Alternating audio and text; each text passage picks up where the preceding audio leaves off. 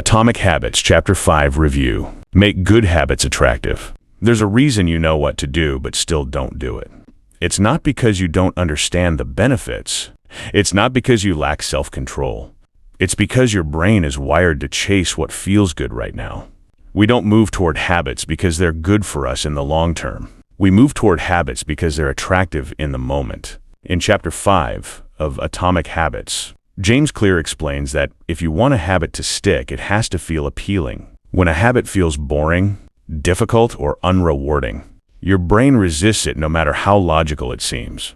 Chapter Review. Chapter 5 introduces the second law of behavior change. Make it attractive. James Clear explains that habits are driven by dopamine, the chemical associated with desire, anticipation, and reward. Importantly, dopamine is released not just when we experience pleasure, but when we anticipate it. This anticipation is what pulls us toward a habit. That's why habits that feel exciting or enjoyable are easier to repeat, while habits that feel dull or uncomfortable are easy to avoid.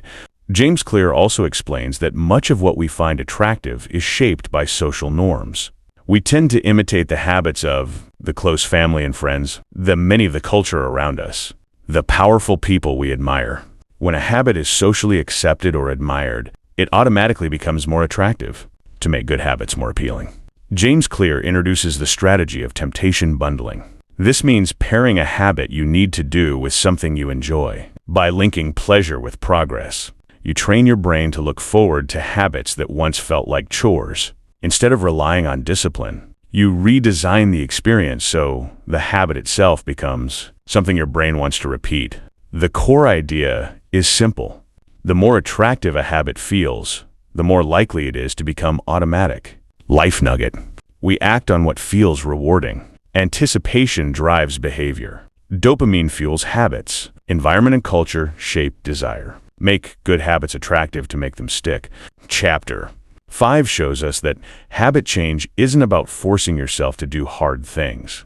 It's about aligning your habits with what your brain naturally seeks: pleasure, connection, and reward.